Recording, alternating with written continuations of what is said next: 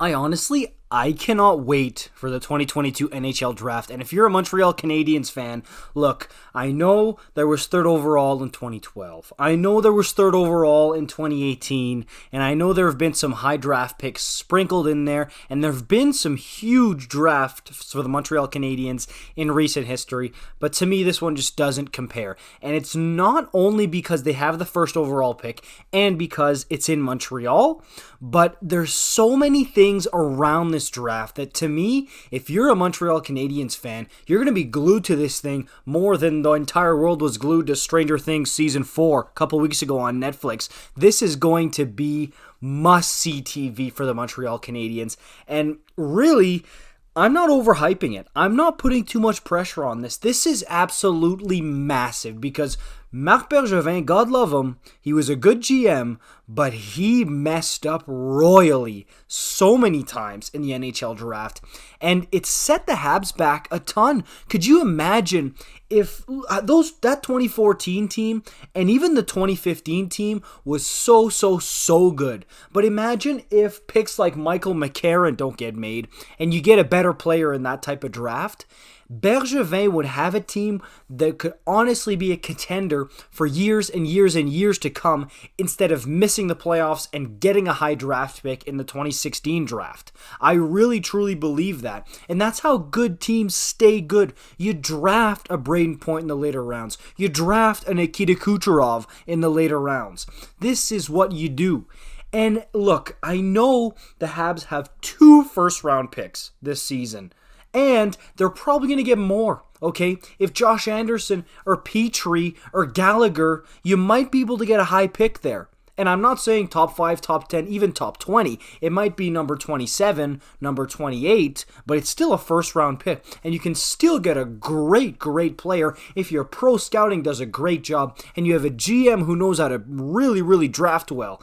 And Ken Hughes, this is where he puts his money where his mouth is. A big shot agent, okay? A new guy who means business. He's a smart general manager. The trades are great when you can trade Lehkonen, you can trade Toffoli, you can get good prospects and good picks. But now is when you actually have to win that trade by selecting a good player. And this is where Bergevin, I'm telling you, he made a ton of mistakes that honestly could have been the difference between the Habs being bad, being decent, or a Stanley Cup contender. And Ken Hughes and his pro scouting staff and his amateur scouting staff, they need to get these right. This draft, and look, first overall, yes, we know that that's obviously so important, but I'm talking past that. I'm looking at the 26th overall pick, and no, it's not a reach to think that Ken Hughes at 26 overall can get an NHL player out of that position, okay? It's a first-round pick. He can get somebody who's good and who can help the team for years to come. I don't care. That's not an unfair expectation.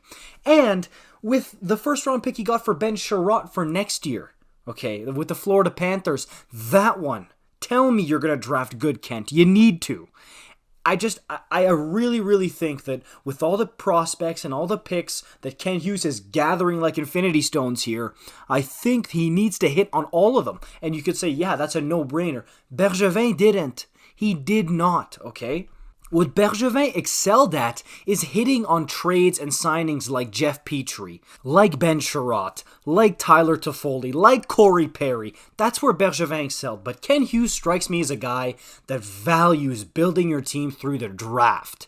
And man, is that valuable if you do it right. Because then you can fill in the holes, you can fill in the blank spots with great signings like Perry, Toffoli, Sherratt, and Petry. Okay, that's where you can fill that in. But the core, the foundation of your team, what makes your team a contender for years and years and years is hitting home runs or at least ground rule doubles at the NHL draft. So trust me, I'm not overhyping, I'm not overanalyzing, and I'm not putting too much pressure when I say that the 2022 NHL draft is one of the biggest in Montreal Canadiens history. This could set the franchise up for years because you've already got two cornerstone pieces in Nick Suzuki and Cole Caufield. You got really good prospects coming through the pipe in Justin Barron and Caden Cooley, Jordan Harris. Okay, you've got Caden Primo as a good goaltending prospect.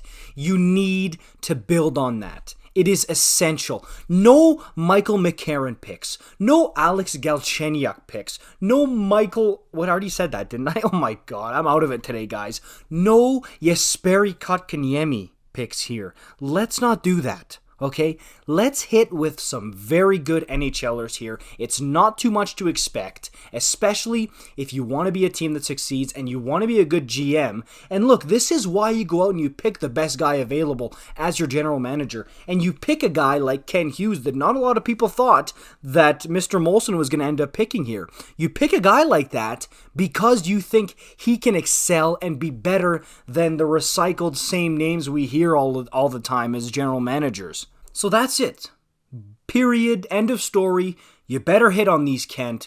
Get out your bat and swing and hit a home run. Let's see what you got, Ken Hughes.